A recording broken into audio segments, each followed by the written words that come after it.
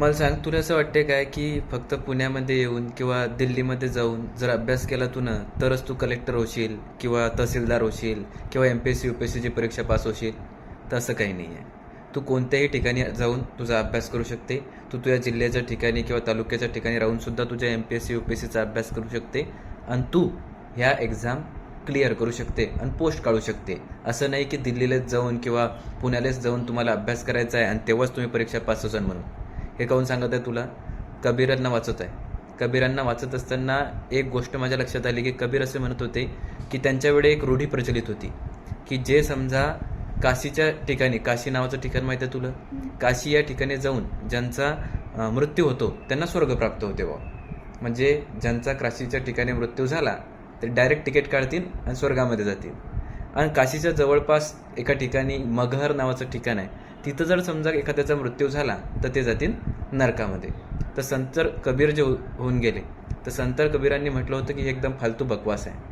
असं जर असेल ना तर मी मगहर नावाच्या ठिकाणीच माझा मृत्यू म्हणजे तिथंच मी मरणार म्हणून.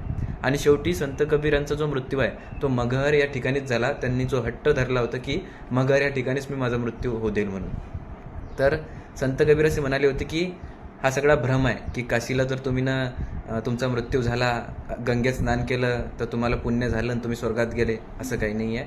आणि तुम्ही कोणत्याही ठिकाणी तुमचा मृत्यू होऊ द्या किंवा जन्म होऊ द्या, तुमच्या कर्मावर डिपेंड करते. तुम्ही जर त्या ठिकाणी राहून जर तुमचे चांगले कर्म केले, जर तुमचा अभ्यास करत राहिले, ठीक आहे, आता मी परीक्षेबाबत बोलतो, जर तुम्ही कोणत्याही ठिकाणी जाऊन जर अभ्यास केला, तुमचं गाव असो, तुमचा तालुका असो किंवा जिल्हा असो, तिथं जाऊन तर तुम्ही प्रॉपरली जो सिलेबस आहे सिलेबसनुसार जर प्रॉपर अभ्यास केला, परीक्षेचं योग्य नियोजन केलं, वेळापत्रक बनवलं आणि त्यानुसार जर एक एक विषयाचा जर तुम्ही फारशा पाडला तर काय होईल की तुम्ही अभ्यास करत करत तुमची जी एक्झाम क्लिअर तुम्ही करू शकता. ठीक आहे. तर असं काही नाही आहे की दिल्लीला, मुंबईला जाऊन किंवा पुण्याला जाऊनच तुम्हाला अभ्यास करायचा आहे परीक्षा क्लिअर करण्यासाठी. ठीक आहे.